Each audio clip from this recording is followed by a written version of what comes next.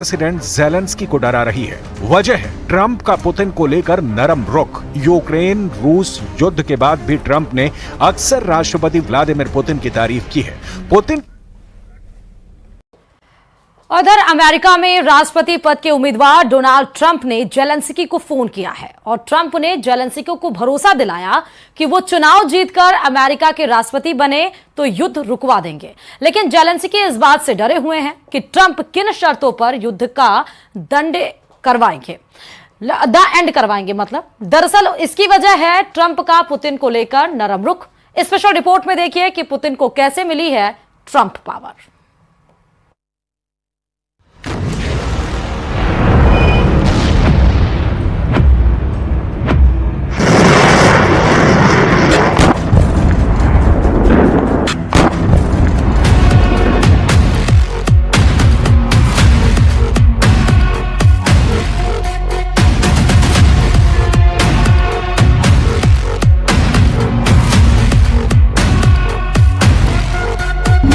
आ रहे हैं Donald Trump.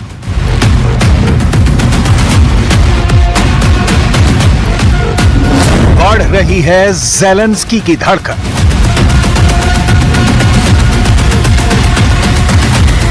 Putin को मिलेगी व्हाइट मैन पावर।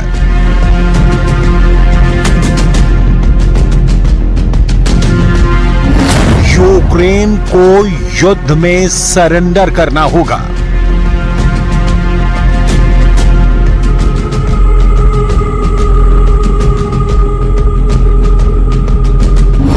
नाटो की नाकाबंदी करेंगे Trump.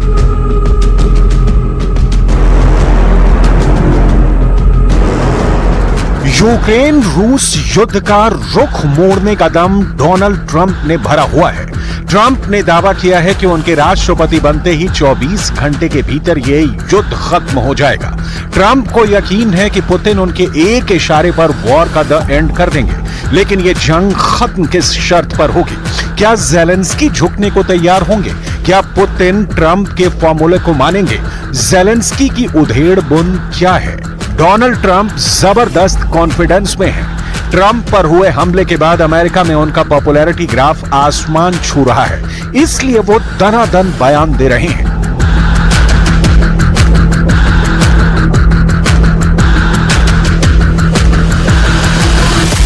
Before I even arrive at the Oval Office, I will have the disastrous war between Russia and Ukraine settled. It will be settled quickly. I will get the problem solved, and I will get it solved in rapid order, and it will take me no longer than one day. I know exactly what to say to each of them. I got along very well with them.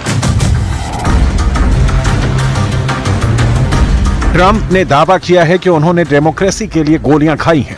वो तीसरे विश्व युद्ध से दुनिया को बचाएंगे भी, लेकिन कैसे? क्या है ट्रंप का प्लान? रूस यूक्रेन युद्ध में जो हो रहा है उससे तो नहीं लगता कि पुतिन समझौते को तैयार होंगे। रूस की सेना वॉर जोन में जोरदार हमले झेल रही है। रूस कई दिनों से बैकफुट पर है। पूरा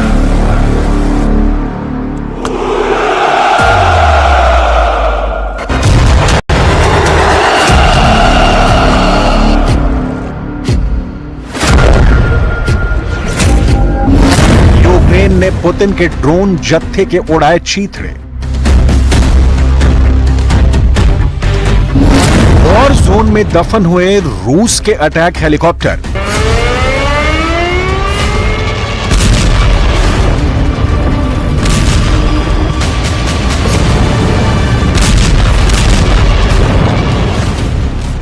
मिसाइल प्रहार से धुआं धुआं पुतिन की टैंक बटालियन।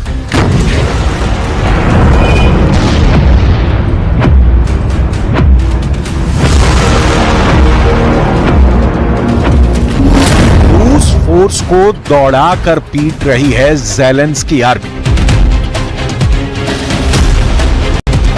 भीषण युद्ध चल रहा है। हर पल पलड़ा बदल रहा है। कभी रूस तो कभी यूक्रेन हावी नजर आ रहा है। हाल के कुछ दिनों से यूक्रेन फोर्सेस की बढ़त साफ दिख रही है। यूक्रेन ने जब से रूस में घुसकर अटैक शुरू किया है, पुतिन आर्मी को संभलने का मौका नहीं मिल रहा है। ओडेशा में यूक्रेन ने अमेरिका से मिले F-16 फाइटर जेट का पावर शो भी दिखा दिया है। रूस की मीडिया और यूक्रेन के सोशल मीडिया में दावा किया गया है कि यूक्रेन ने 4 F-16 लड़ाकू विमानों को ओडेसा में एक्शन में देखा है। बताया यह भी गया कि ये फाइटर जेट रोमानिया के हवाई क्षेत्र से उड़ान भरकर वॉर जोन में तहलका मचाने पहुंचे। अभी इस दावे की आधिकारिक पुष्टि नहीं हुई है, लेकिन F-16 के जंगी अखाड़े में आने के मायने रूस के लिए विनाशकारी है, क्योंकि F-16 जंगी जेट सुपर पावर का अजेय लड़ाका है और पूरी दुनिया में विध्वंसक हमले के लिए कुख्यात है। F-16 के हमले शुरू हुए तो रूस का हौसला पस्त होना तय है। पहले ही रूस हाईटेक वॉर में यूक्रेन से मात खा रहा है।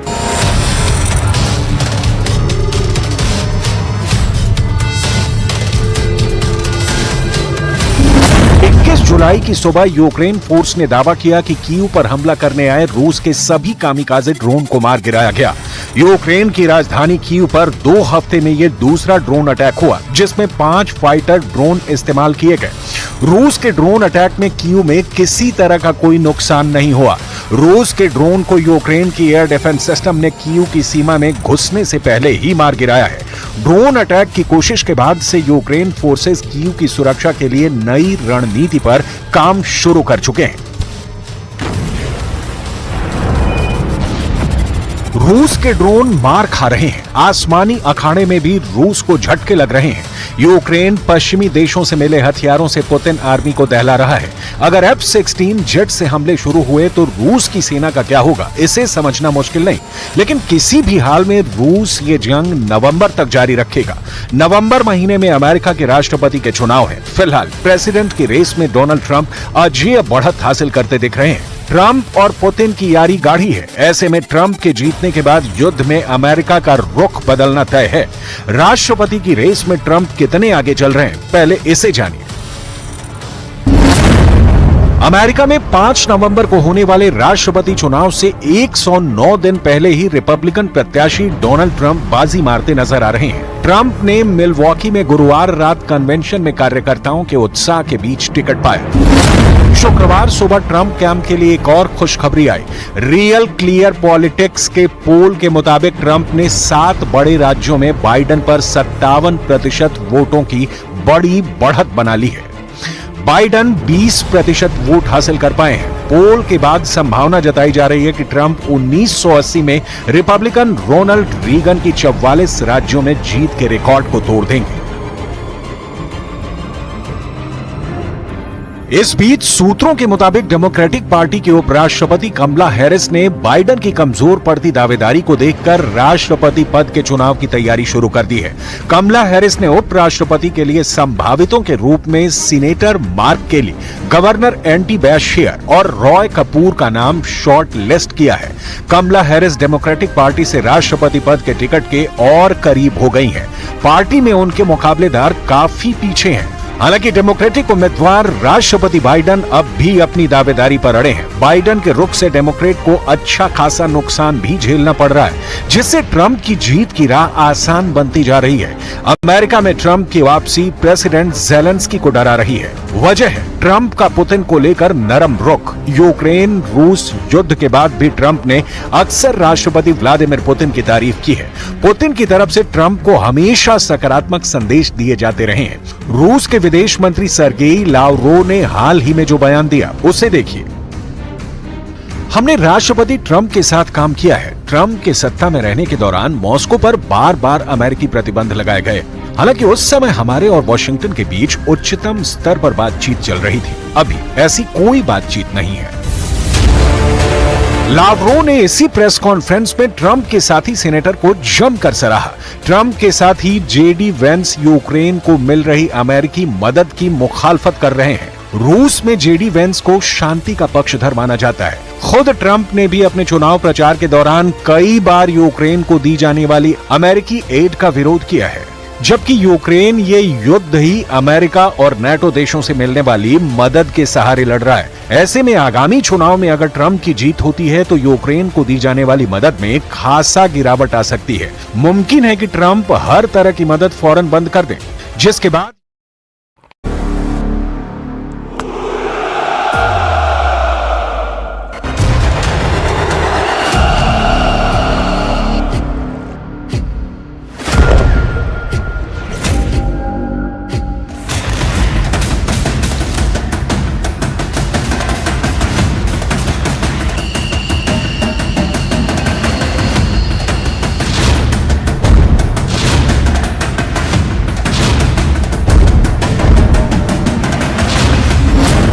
चुन चुन कर मारो F-16, करोड़पति बना देंगे पुत्र।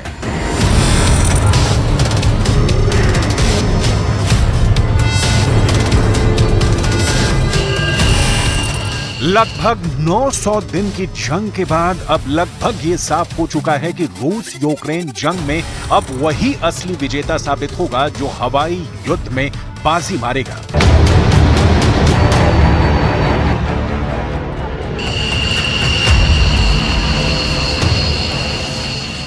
अभी तक की जंग में पुतिन ने हमेशा कमांडरों को वॉर रूम में साफ आदेश दिए हैं कि किसी भी कीमत पर यूक्रेन की हवाई ताकत को हावी मत होने दो। यूक्रेन ने जितनी बार रूस के अंदर हमले किए हैं उसमें 95% से ज्यादा हमले यूक्रेन ने अमेरिका और नाटो से मिले ड्रोन से किए हैं, या फिर नाटो की मिसाइल या हिमार्स जैसे रॉकेट सिस्टम से रूस में तबाही मचाई है।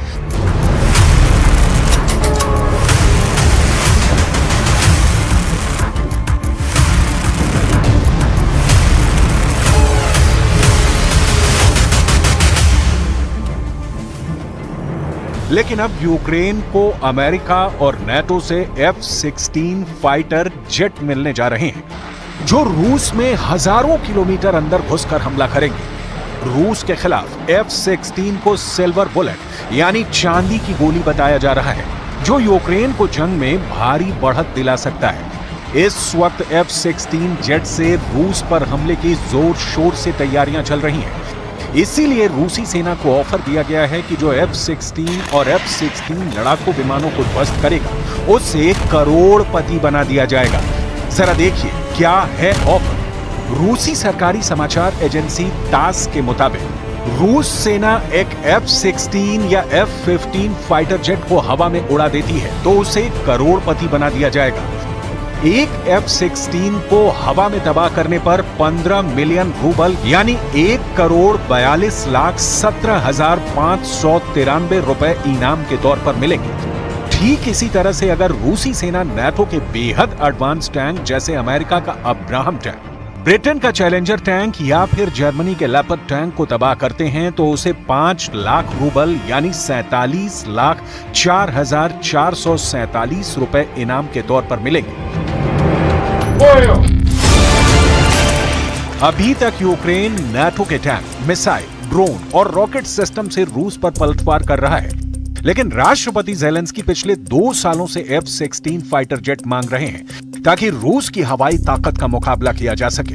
रूस की तरफ से सुखोई और मिग सीरीज के घातक लड़ाकू विमानों यूक्रेन के चीथड़े उड़ा रखे हैं। रूस की फाइटर जेट का मुकाबला यूक्रेन नहीं कर पा रहा है। इसीलिए वॉशिंगटन डीसी में हुई नाटो की मीटिंग में तय हुआ है कि यूक्रेन को F-16 की जबरदस्त ताकत से लैस किया जाएगा।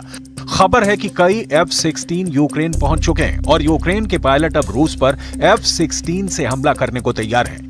हम आपको बता देते हैं कि यूक्रेन को कहां-कहां से कितने F-16 मिल चुके हैं या फिर मिलने जा रहे हैं। इस समय यूक्रेन को डच और डेनिश सरकार मिलकर F-16 फाइटर जेट्स दे रहे हैं। कुछ F-16 के यूक्रेन पहुंचने का दावा भी किया जा रहा है। दावा यह भी है कि यूक्रेन को बहुत जल्द इन फाइटर जेट्स की पहली खेप आधिकारिक तौर पर मिल जाएगी।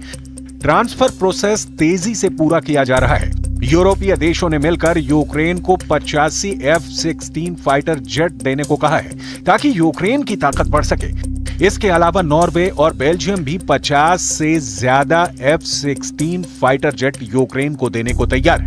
ये 50 F-16 जेट्स 2028 तक यूक्रेन को मिलेंगे। वहीं नॉर्वे अपनी तरफ से 22 फाइटर जेट भेजने वाला है। Продовжуємо роботу в Вашингтоні. Буде, зокрема, вже дуже скоро рішення по F-16. Збільшуємо кількість літаків, доступних Україні. Вчора для України ми отримали рішення про ще 5 Петріотів, десятки інших систем ППО. Сьогодні рішення по літаках. हम आपको ये भी बताएंगे कि पुतिन के रूस ने यूक्रेन के F-16 को तबाह करने का क्या प्लान बनाया है। लेकिन उससे पहले ये जान लीजिए कि रूस के खिलाफ नाटो के कौन कौन से देश सबसे ज्यादा एक्टिव होकर यूक्रेन की जबरदस्त मदद कर रहे हैं। रूस के जानी दुश्मन 4 नाटो देश। वैसे तो नाटो में 32 देश हैं, लेकिन नाटो में शामिल 4 देश मुख्य रूप से रूस को हराने के लिए एड़ी चोटी का जोर लगा रहे हैं। नाटो के ये 4 देश हैं अमेरिका, जर्मनी, फ्रांस और ब्रिटेन। अमेरिका ने रूस के खिलाफ मुख्य रूप से F-16 और हिमार्स रॉकेट को हवाई हमले के लिए उतारा है। F-16 से यूक्रेन बहुत जल्द रूस के अंदर हमला करने जा रहा है, जबकि ब्रिटेन ने रूस के खिलाफ स्टॉर्म शैडो मिसाइलों को उतारा है, जो यूक्रेन के जरिए रूस पर बड़ा हमला कर रही है। स्टॉर्म शैडो मिसाइलों ने रूस में भारी तबाही मचाई हुई है। वहीं जर्मनी की जमीन से रूस पर अमेरिकी टॉम हॉक क्रूज मिसाइलों से हमले हो रहे हैं, जिसकी वजह से रूस में भारी तबाही मची है। जबकि फ्रांस की तरफ से स्वचालित हॉवित्जर तोपें सीजर को रूस के खिलाफ उतारा गया है, जो रूस के अग्रिम सैन्य ठिकानों को तबाह करने में जुटे हैं। Мы это обязательно сделаем, мы добьемся этого, сомнений нет никаких. Вижу и такие вещи, на которые нельзя не обращать внимания, связанные с тоже безопасностью. Это прежде всего, конечно, безопасность атомной электростанции Запорожской. То, что противник наносит удары, теперь же прямо по станции, это, конечно, требует особого внимания с нашей стороны. И, к сожалению, не привлекает внимания со стороны тех людей и тех сил, которые киевский режим поддерживает сегодня. मार गिराओ F-16, इनाम पाओ 1,43,00,000 रुपए। रूस की वायुसेना के सामने यूक्रेन सेना बेबस है। एंटी एयरक्राफ्ट मिसाइलें और एयर डिफेंस सिस्टम को रूसी सेना ने तेजी से तबाह किया है, लेकिन F-16 को लेकर पूरे रूस में खौफ है। यही वजह है कि रूस F-16 को खास तौर से तबाह करने में जुट गया है। जरा देखिए F-16 पर करोड़ों रुपए का इनाम रूस में किसने घोषित किया है। तास के अनुसार 16 जुलाई को रशियन कंपनी फोर्स ने कहा कि वो किसी भी रूसी फाइटर को 15 मिलियन रूबल यानी 1,43,00,000 रुपए का इनाम देंगे अगर वो F-16 फाइटर जेट को मार गिराता है। तेल ड्रिलिंग इक्विपमेंट में विशेषज्ञता रखने वाली कंपनी के टॉप अधिकारी इलिया पोटानिन ने ये ऑफर दिया है। रशियन कंपनी फोर्स ने पहले F-16 लड़ाकू जेट को मार गिराने के लिए इनाम देने की बात स्वीकार की है। ये ऐलान एक समारोह के दौरान किया गया, जहां सेंटर ग्रुप के सैनिकों को पश्चिमी टैंकों के विनाश के लिए प्रमाण पत्र और भुगतान दिए गए हैं। इलिया पोटानिन ने कहा कि F-16 लड़ाकू विमानों को नष्ट करने के लिए प्रोत्साहन दिया जा रहा है। Росіяни щодня б'ють по всім литовищам, по місцях потенційного базування F-16. Безпосередньо по литовищах, для того, щоб їх пошкодити, по льотній інфраструктурі. Ці удари, вони не припиняються, щонайменше останні 2 місяці. Постійно. वहीं दूसरी तरफ नाटो और अमेरिका किसी भी कीमत पर रूस को हराने में जुटे हैं। हम आपको बता दें कि जुलाई 2024 में अमेरिका के वॉशिंगटन डीसी में नाटो शिखर सम्मेलन हुआ था, जिसमें नाटो की 75वीं वर्षगांठ मनाने के दौरान नाटो ने ऐलान किया था कि हम यूक्रेन को जंग हारने नहीं देंगे और रूस को जंग में हरा देंगे। जरा देखिए रूस के खिलाफ किन हथियारों के दम पर नाटो ऐसे दावे कर रहा है। अमेरिका यूक्रेन को कई F-16 फाइटर जेट देने जा रहा है। दावा किया जा रहा है कि अमेरिका के F-16 रूस के बेहद अंदर घुसकर हमला करने वाले हैं। अमेरिका ने यूक्रेन के पायलट को F-16 की ट्रेनिंग दी है। इसके अलावा अमेरिका अपनी टॉम हॉक मिसाइलें भी रूस के खिलाफ उतार चुका है। हैरानी की बात तो यह है कि अमेरिका रूस पर हमला करने के लिए जर्मनी की जमीन का इस्तेमाल कर रहा है, जिसके तहत जर्मनी में टॉम हॉक मिसाइल की तैनाती कर दी गई है। Tomahawk cruise missile 1250 kilometre से 2500 किलोमीटर की दूरी तक दुश्मनों को भेदने की काबिलियत रखती है। टॉम हॉक मिसाइल अपने लक्ष्य तक सीधे नहीं जाती। इसी कारण टॉम हॉक को किसी एंटी मिसाइल डिफेंस सिस्टम के जरिए बीच रास्ते में गिराया नहीं जा सकता और इसे रूस के खिलाफ ब्रह्मास्त्र बताया जा रहा है। वहीं ब्रिटेन के नए प्रधानमंत्री कीयर स्टॉमर ने रूस पर सीधा हमला करने के लिए कहा है। कीयर स्टॉमर ने अपनी स्टॉर्म शैडो को बेमिसाल मिसाइल बताया है। ब्रिटेन का दावा है कि यूक्रेन ब्रिटेन के स्टॉर्म शैडो मिसाइल से रूस में 550 किलोमीटर तक हमला करे। स्टॉर्म शैडो मिसाइल में GPS, in serial navigation, infrared और टेरप्रोम मार्गदर्शन प्रणालियां लगी हुई हैं। ये लंबी दूरी की क्रूज मिसाइल है जिसे हवा से जमीन पर दागा जा सकता है। स्टॉर्म शैडो मिसाइल के जरिए रूस के रणनीतिक ठिकानों को निशाना बनाया जा रहा है। 2023 में ही यूक्रेन स्टॉर्म शैडो मिसाइल से हमले रूस पर कर रहा है। और 2.5 साल हो गए हैं रूस यूक्रेन युद्ध शुरू हुए तब से यूक्रेन के कई शहर मलबे में तब्दील हो गए हैं, लेकिन पुतिन की जीत अब भी बाकी है। रूस के सैनिक इस वक्त यूक्रेन के दूसरे सबसे बड़े शहर खार्किव को खाक करने के लिए गाइडेड बमों की बरसात कर रहा है, तो यूक्रेन भी रूस को करारा जवाब दे रहा है। इस स्पेशल रिपोर्ट में देखिए रूस यूक्रेन युद्ध में क्या आया है एक नया ट्विस्ट।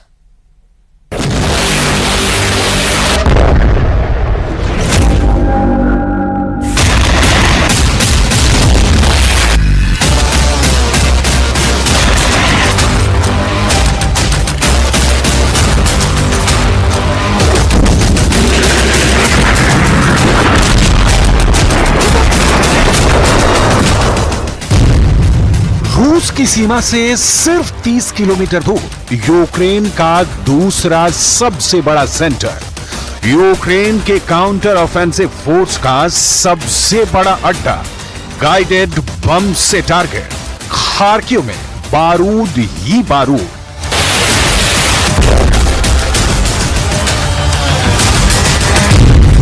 सुनसान सड़क पर महिला, धमाके की आशंका से अनजान, सामने ही धमाका, धुआं ही धुआं।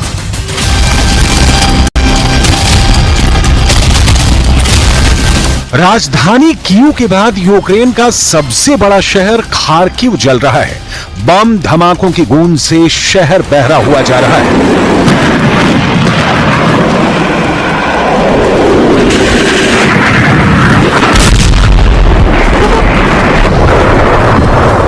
यहां कब कौन बम की चपेट में आकर दम तोड़ दे बता पाना मुश्किल है।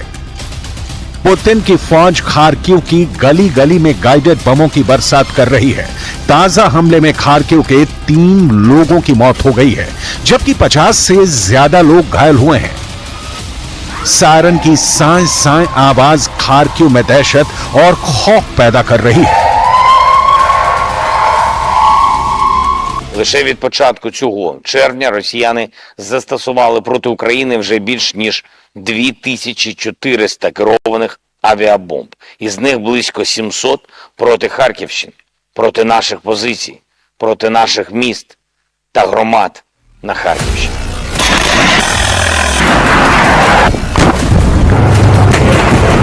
ये वही खार्किव है जिस पर रूस ने करीब 2.5 साल पहले यानी युद्ध की शुरुआत के वक्त ही हमला किया था। रूस की फौज खार्किव में घुस गई थी, लेकिन यूक्रेन की सेना ने उसे पीछे धकेल दिया। खार्किव की लड़ाई में शक्तिशाली रूसी सेना हार गई थी। अब इस खोई प्रतिष्ठा को अर्जित करने के लिए पुतिन की सेना खार्किव को खाक कर रही है।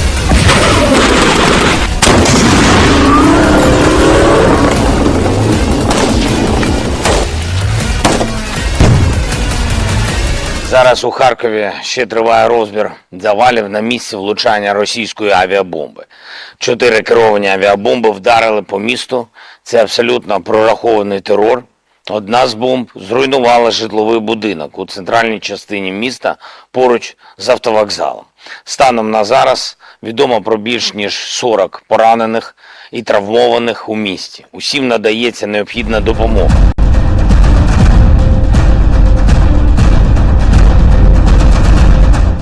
इस वक्त खार्किव पुतिन का नंबर 1 टारगेट है। रूस की सेना पूरी ताकत के साथ शहर पर कब्जे के लिए लड़ रही है। लड़ाई के दौरान यूक्रेन की आर्मी के एस्टेब्लिशमेंट ही नहीं, अपार्टमेंट भी जद में आ रहे हैं। लेकिन पुतिन को इस समय खार्किव पर जीत की परवाह भर है। कोई बम हमले में मरता है तो मरे। ज़ेलेंस्की के हाथ से खरकते खार्किव की तस्वीरें पुतिन के लिए सुकून का सबब बन रही हैं। जून के महीने में अब तक यूक्रेन पर इतने हमले हो गए जो बीते कुछ महीनों में नहीं हुए थे। यूक्रेन के राष्ट्रपति ज़ेलेंस्की के मुताबिक रूस ने जून के महीने में अब तक उनके देश में हजारों बम बरसाए हैं। इसके लिए रूस ने 2400 बार गाइडेड बम से यूक्रेन के शहरों पर हमले किए हैं। अकेले खार्किव में रूस ने 700 बम हमले किए हैं। За сильне рішення, яке допомогло нам стабілізувати ситуацію в прикордонні Харківщини. Ми отримали змогу знищувати російські ракетні пускові установки поблизу кордону і скупчення російських окупантів. Такі рішення потрібно продовжувати. Значне зниження російського ракетного терору проти Харкова і області доводить, що це абсолютно реально. यूक्रेन के अधिकारियों के मुताबिक देश के दक्षिण पूर्व और पश्चिम में ऊर्जा सुविधाओं पर रूसी मिसाइल और ड्रोन हमलों ने रात भर कई ऊर्जा सुविधाओं को नुकसान पहुंचाया और कम से कम एक कर्मचारी की मौत हो गई। वायुसेना ने माना है कि रूस ने ऊर्जा सुविधाओं और महत्वपूर्ण बुनियादी ढांचे पर 16 मिसाइल और 13 ड्रोन दागे। 3 महीने पहले रूस ने बिजली संयंत्रों पर हमले बढ़ाए जाने के बाद से यूक्रेन में बिजली संयंत्र पर यह 8वां बड़ा हमला था। 3 महीने पहले शुरू हुए ऊर्जा के बुनियादी ढांचे पर रूस के लगातार हमलों के बाद यूक्रेन ब्लैकआउट की एक नई लहर से जूझ रहा है, जिससे देश की आधी बिजली उत्पादन क्षमता खत्म हो गई है।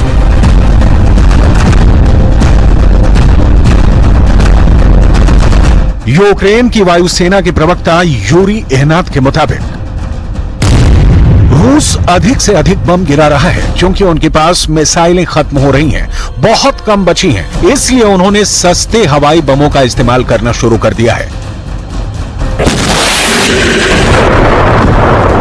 गाइडेड बमों के बारे में आपको भी जरूर जानना चाहिए। गाइडेड बम साधारण बम से अलग होते हैं। इनकी बनावट ऐसी होती है कि ये बम दुश्मन पर सटीक निशाने के लिए जाने जाते हैं। इन बमों की खासियत है कि जिस जगह से इन्हें गिराया जाता है वहां से वो काफी दूर टारगेट को भेज सकते हैं। अभी तक रूस इस युद्ध में गाइडेड बमों का इस्तेमाल छिटपुट तरीके से कर रहा था, लेकिन हाल के हफ्तों में वो फ्रंट लाइन पर रोजाना 20 गाइडेड बम गिरा रहा है। यूक्रेन के सैन्य विशेषज्ञों का मानना है कि रूस के पास फिलहाल 2 तरह के गाइडेड बम हैं। रूस के पास मॉडर्न सैटेलाइट गाइडेड 1500B हैं। हालांकि उसकी उच्च प्रोडक्शन कॉस्ट की वजह से ऐसे बमों का इस्तेमाल बहुत कम किया जाता है। वहीं जो उच्च विस्फोटक क्षमता वाले गाइडेड बम हैं, ये सैटेलाइट कंट्रोल सिस्टम से लैस हैं और ये अपग्रेड बम हैं। इन्हें बनाने में समय भी कम लगता है। रूस के पास स्टॉक में ऐसे कई बम हैं। यूक्रेन को रूस के गाइडेड बमों से निपटने के लिए पश्चिमी लड़ाकू विमानों की जरूरत है, क्योंकि ऐसे बमों को हिट करना काफी मुश्किल है। यूक्रेन के पास हवा से हवा में मार करने वाली मिसाइलें नहीं हैं, जो रूस के कंट्रोल वाले इलाकों में जेट विमानों को मारने के लिए पर्याप्त हैं। इसी वजह से यूक्रेन को पश्चिमी लड़ाकू विमानों की तत्काल जरूरत है। अमेरिकी राष्ट्रपति जो बाइडेन सहित पश्चिम देशों ने यूक्रेन को इसकी सप्लाई करने से इनकार कर दिया है। सिर्फ खार्किव ही नहीं, ज़पोरिज़िया, लीव, डोनेस्क।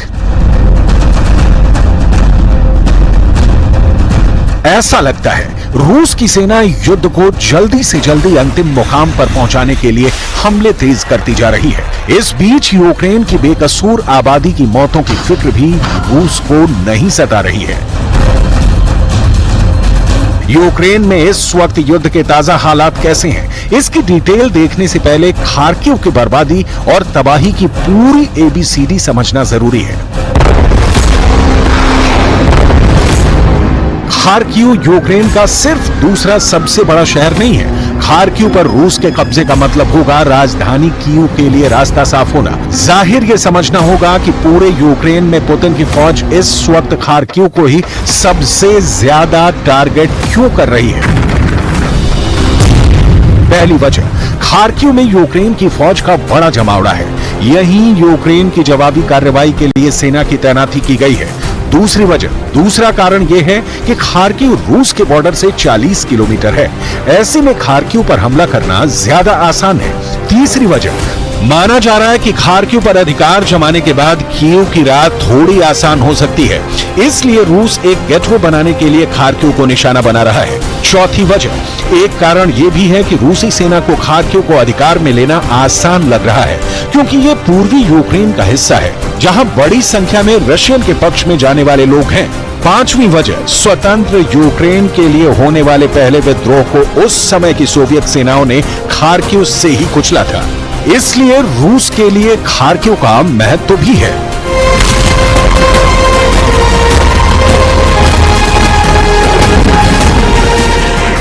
लेकिन खार्किव पर रूस का कब्जा होना आसान नहीं दिख रहा।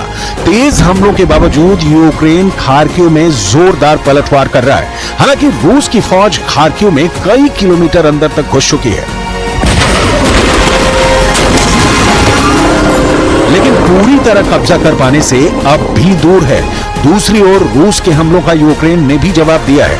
यूक्रेन ने रूस पर ड्रोन अटैक किया है। 100 से ज्यादा ड्रोन अटैक हुए, जिसमें एक रूसी नागरिक की मौत हो गई, वहीं 4 घायल हैं। यूक्रेन इस वक्त युद्ध में किस तरह से काउंटर अटैक कर रहा है, उसकी सबसे ताजा तस्वीर देखकर आपकी रूह कांप जाएगी। रूस के 3 सैनिक तेजी से लक्ष्य का पीछा कर रहे हैं। तीनों सैनिक कतार में दौड़ते हुए दिख रहे हैं। तभी यूक्रेन का ड्रोन बीच वाले सैनिक पर हमला कर देता है।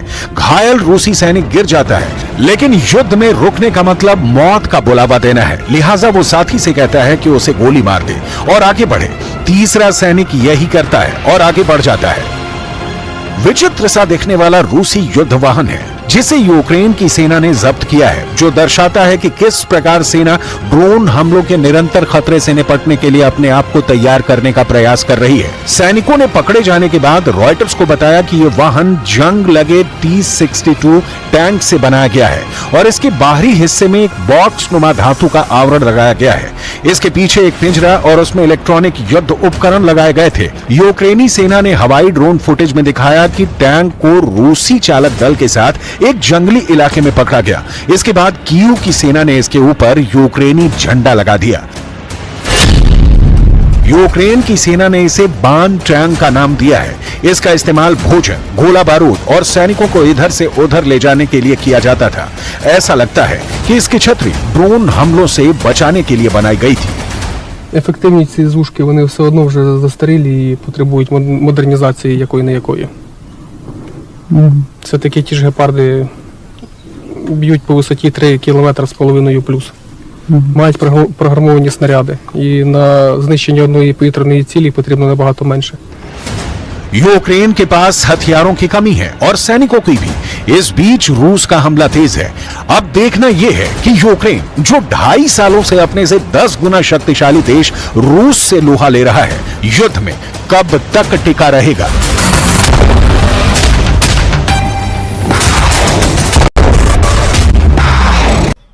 यूक्रेन के राष्ट्रपति व्लादिमीर ज़ेलेंस्की को ऐसा फैसला लेना पड़ा है जिसकी वजह से अमेरिका की बहुत बड़ी बेइज्जती हो गई। अमेरिका ने अपना जो सबसे खास हथियार यूक्रेन भेजा था, उसको पुतिन ने चुन चुन कर मारा है। अमेरिका के होश ऐसे उड़ गए हैं कि यूक्रेन के युद्ध का फैसला बहुत ही जल्द होने के आसार हैं।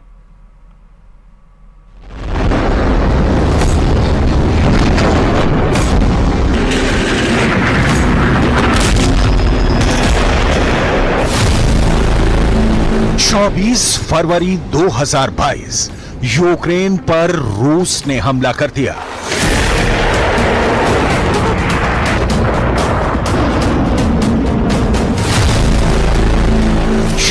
मई 2024 क्या रूस अब यूक्रेन पर फतह हासिल कर लेगा?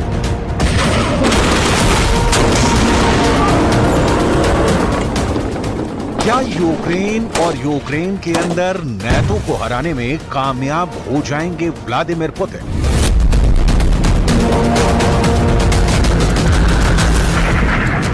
और क्या इस हार की सबसे बड़ी वजह बन जाएगा अमेरिका का वो शक्तिशाली टैंक जिसे बाइडेन ने बहुत उम्मीदों के साथ वोलोदिमीर ज़ेलेंस्की के हवाले किया था? यूक्रेन से अमेरिका के इस एब्रम टैंक्स पर हुए हमले ने व्हाइट हाउस से लेकर पेंटागन तक दहशत फैला दी है।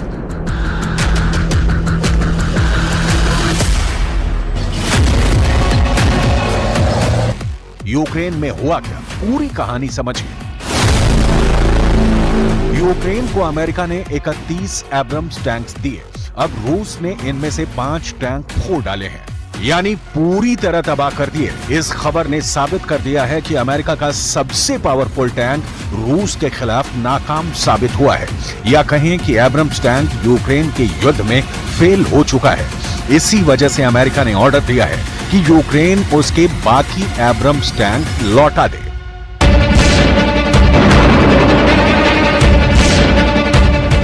एक टैंक ने बाइडेन की इतनी बड़ी बेइज्जती करवा दी कि अमेरिका ने टैंक वाली पावर डबल करने की बजाय यूक्रेन से अपने टैंक हटाने का ही फैसला कर लिया।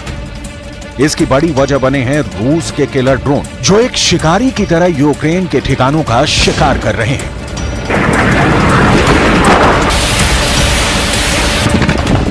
फिर चाहे वो कोई अंडरग्राउंड बंकर हो या फिर चलता फिरता बंकर, यानी टैंक या कहें कि कोई बख्तरबंद गाड़ी।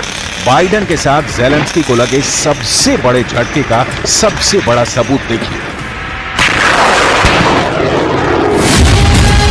जब अमेरिका की तरफ से हजारों करोड़ की मदद का ऐलान किया गया, तो ज़ेलेंस्की ने अमेरिका से मिले अटैकम्स का जिक्र किया, हाइमर्स के बारे में बताया, लेकिन सबसे खास एब्रम्स टैंक का नाम नहीं लिया। І ракет для хаймарсів до необхідної ППО і техніки.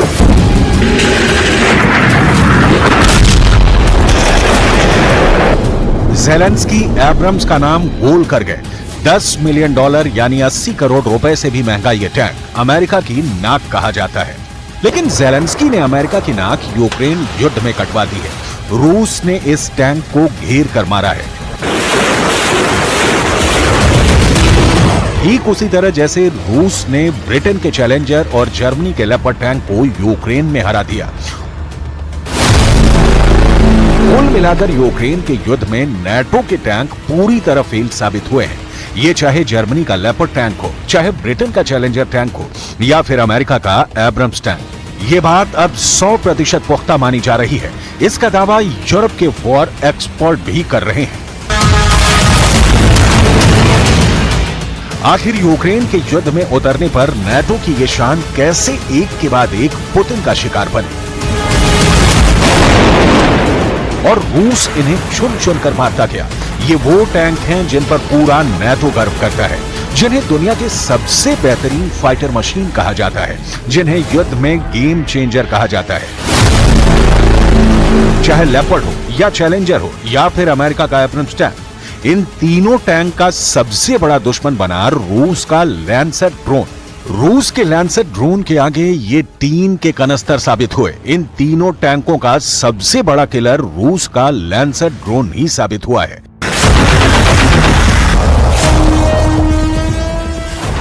रिपोर्ट है कि यूक्रेन ने बाकी बचे एब्रम्स टैंक को फ्रंट से हटा लिया है, और ये बाइडेन के लिए बहुत बड़े शॉक की वजह बन गई है। ज़ेलेंस्की को हराने के लिए पुतिन ने धीरे चलने वाली रणनीति पर काम किया, और फिर ऐसी तबाही मचाई कि ज़ेलेंस्की के साथ नेटो की फौज भी देखती रह गई। जब दुनिया गाजा की तबाही देख रही थी, जब दुनिया ईरान और इजरायल के युद्ध को लेकर खौफ में थी, तब पुतिन ने मौके का फायदा उठाया, और देखते ही देखते यूक्रेन में रूस की फायर पावर बढ़ती गई। अब अमेरिका को भी हार साफ नजर आ रही है। If Putin prevails in Ukraine, the security consequences would be grave and global. Europe would face a security threat that it hasn't seen in our lifetimes. As President Biden has noted, Russia will not stop in Ukraine. If Kremlin gets its way, if Putin's war of imperial aggression succeeds, every tyrant on earth will take note.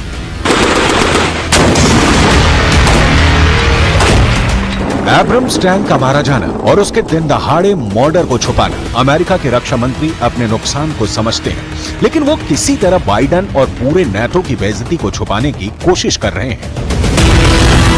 Zelensky ने जब भी counter attack किया, रूस का defence उन पर भारी पड़ गया, और देखते ही देखते यूक्रेन के कई और इलाके रूस के कब्जे में आ गए। जेलेंस्की ने बार बार कहा कि रूस के एक भी सैनिक को वो अपनी जमीन पर बर्दाश्त नहीं करेंगे, उन्हें उठाकर यूक्रेन से बाहर फेंक देंगे। लेकिन हो इसका उल्टा रहा है। सबसे ज्यादा मार तो जेलेंस्की की फौज को पड़ रही है। Should Russia win, the repercussions will be felt well outside Ukraine's borders, risking further escalation. The fight in Ukraine is not just a distant battle. It's about preventing a wider conflict that could potentially draw others deeper into prolonged armed engagements. What happens in one corner of the world doesn't stay in one corner of the world.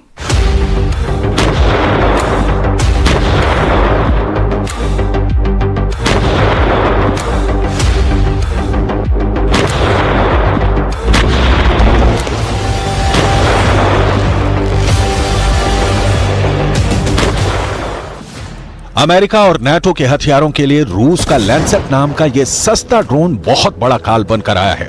इसका यह video बहुत viral हुआ है। इस video ने पक्का बता दिया कि पुतिन अब चुन चुन कर मार रहे हैं। इस वीडियो को गौर से देखिएगा, क्योंकि इस वीडियो में जेलेंस्की को डराने वाला बहुत बड़ा धमाका है। यूक्रेन को नाटो से मिला लेपर्ड टैंक ज़ैपोरिज़िया के पास अपना टारगेट तलाश रहा है। रूस का ड्रोन इसे ऊपर से देख रहा है और फिर एंट्री होती है रूस के आत्मघाती ड्रोन लैंसेट की। कैमरा 1, लेपर्ड टैंक अपने टारगेट को ढूंढ रहा है। कैमरा 2, लेपर्ड टैंक पर रूस का लैंसेट ड्रोन अटैक करता है। कैमरा 3, लैंसेट ड्रोन से रिकॉर्ड किया वीडियो बताता है कि उसने लेपर्ड का शिकार कैसे किया।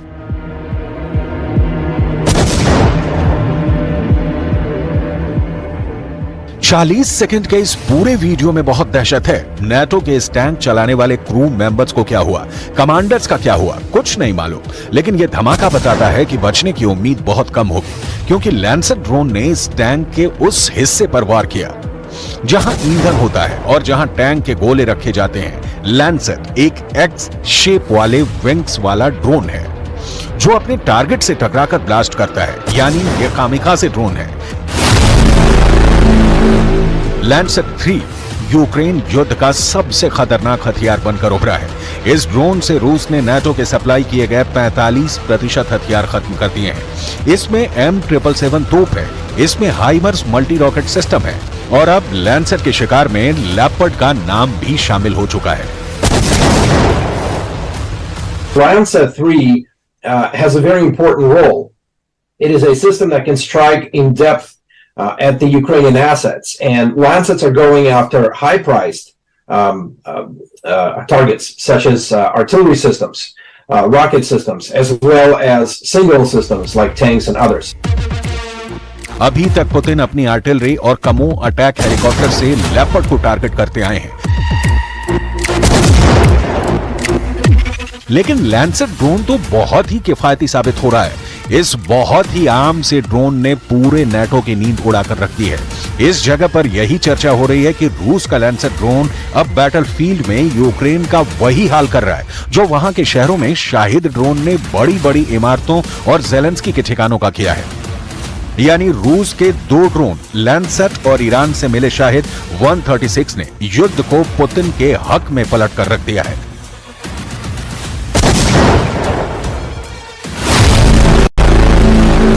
इसीलिए पूछा जा रहा है कि फरवरी 2022 में जो युद्ध यूक्रेन में शुरू हुआ, क्या रूस उसका अंत मई 2024 में जीत के साथ करेगा? इसीलिए रूस में मई के महीने का बहुत बेसब्री से इंतजार किया जा रहा है, क्योंकि मई का महीना यूक्रेन की लीडरशिप के लिए बहुत अहम है। अमेरिका ने युद्ध बढ़ाने के लिए अरबों डॉलर के फंड तो जारी कर दिए, लेकिन उससे भी यूक्रेन का भविष्य सामने। लगता है कि अब वो वक्त करीब आ चुका है जब अमेरिका और रूस के बीच भयानक परमाणु जंग छिड़ सकती है। ऐसे दावे इसलिए किए जा रहे हैं क्योंकि रूस को घेरने के लिए नाटो के 32 देशों ने बड़ा वॉर प्लान तैयार कर लिया है। ये परमाणु जंग पोलैंड की जमीन से शुरू हो सकती है।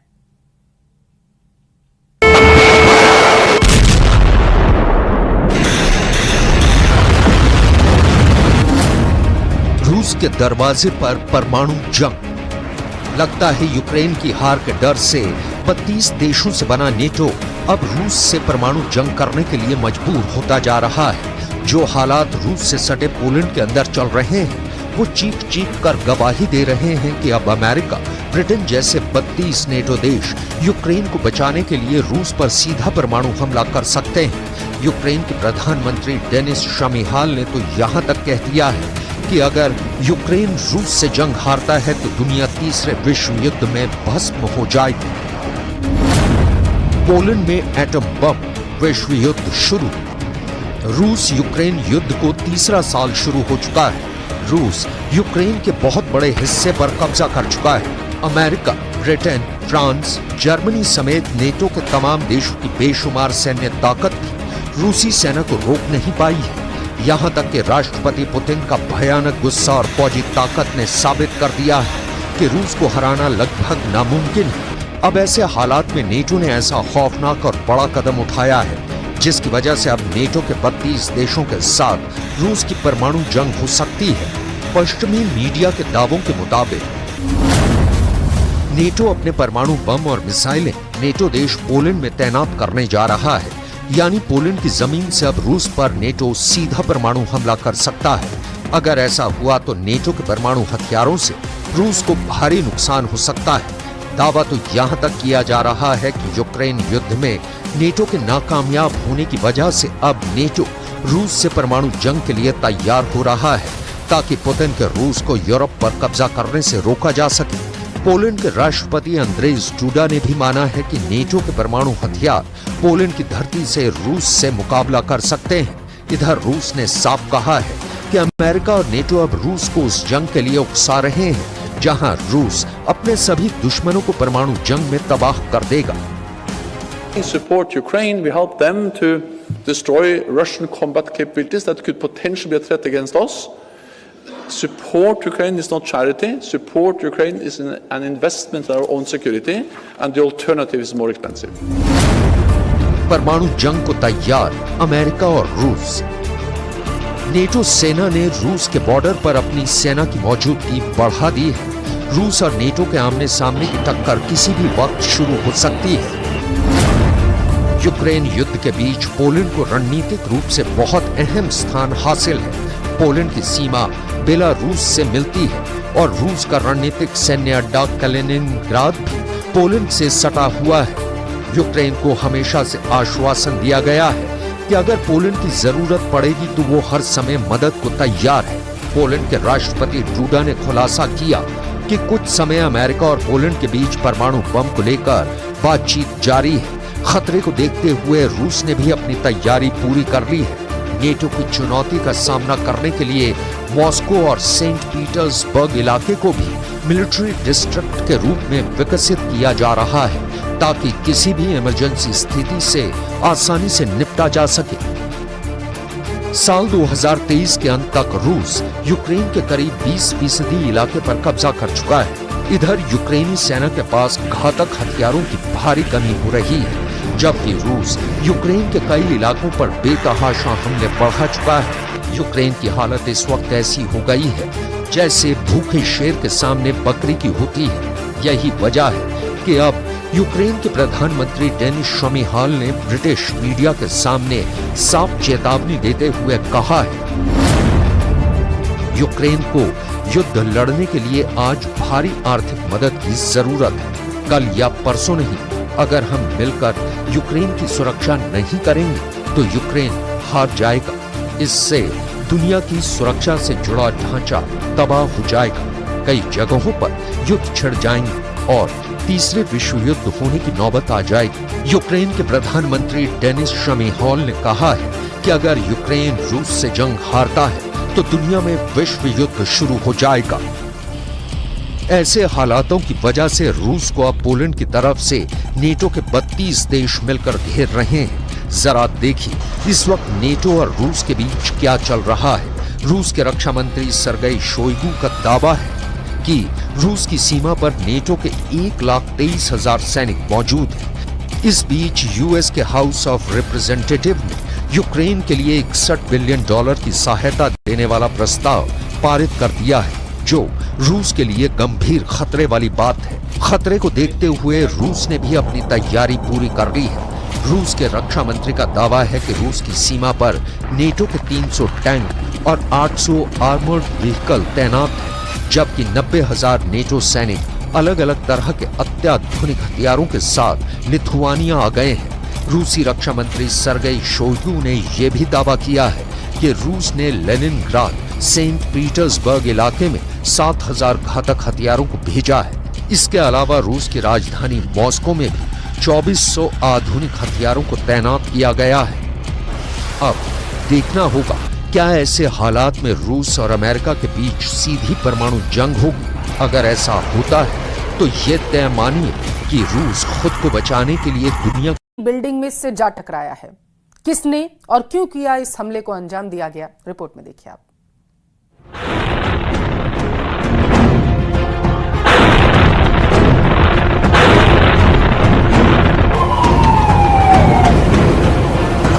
रूस में एक ऊंची इमारत पर ड्रोन से एक ऐसा हमला हुआ जिसने 23 साल पहले अमेरिका में हुए सबसे बड़े आतंकी हमले की याद दिला दी।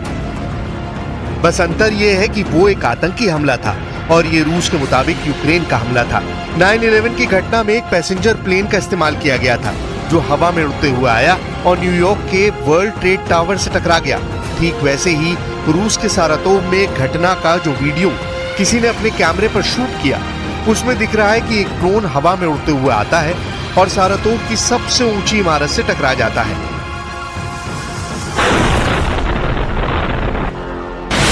यह हमला खतरनाक था, कुछ भी हो सकता था, लेकिन सारातोव रीजन के गवर्नर के मुताबिक इस हमले में इमारत को थोड़ा नुकसान पहुंचा है। इमारत के नीचे खड़ी करीब 20 कारों को नुकसान पहुंचा है। 2 लोग इस हमले में घायल हैं। रूस का दावा है कि यूक्रेन ने इस हमले को अंजाम दिया।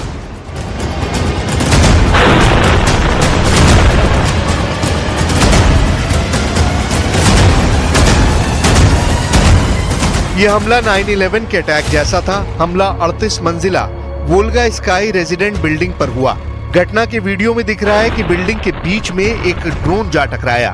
ड्रोन की टक्कर से आग की लपटें उठी, साथ ही एक जोरदार धमाका सुनाई दिया। जिसने ड्रोन की टक्कर का वीडियो बनाया, उसकी आवाज में डर का एहसास था।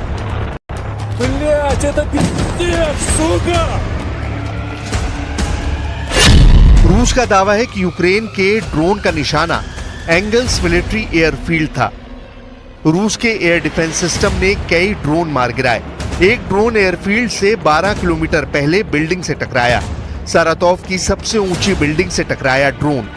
एक और ड्रोन एंगल्स शहर में एक बिल्डिंग से टकराया।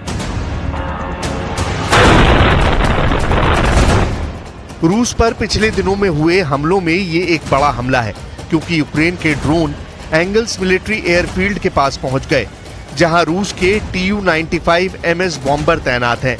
ये वो बॉम्बर हैं जो यहां से उड़ान भरते हैं और यूक्रेन में मिसाइल और बमों से हमले को अंजाम देते हैं। रूस का एंगल्स मिलिट्री एयरफील्ड यूक्रेन और रूस की सीमा से 900 किलोमीटर दूर है, लेकिन फिर भी यूक्रेन के ड्रोन अलग अलग दिशा से एंगल्स मिलिट्री एयरफील्ड के नजदीक पहुंच गए। इससे पहले रात में यूक्रेन की ओर से लॉन्च किए गए 20 ड्रोन को रूस ने मार गिराने का दावा किया था और अगली सुबह ही रूस के 2 शहरों में ड्रोन से हमले हो गए। रूस के मुताबिक उनके इलेक्ट्रॉनिक वॉरफेयर के उपकरणों ने यूक्रेन की ओर से किए गए ड्रोन हमलों को नाकाम कर दिया और नाकाम ड्रोन ही बिल्डिंग से टकरा गए, जिससे बिल्डिंग में बड़ा सा छेद हो गया और 2 लोग जख्मी हो गए।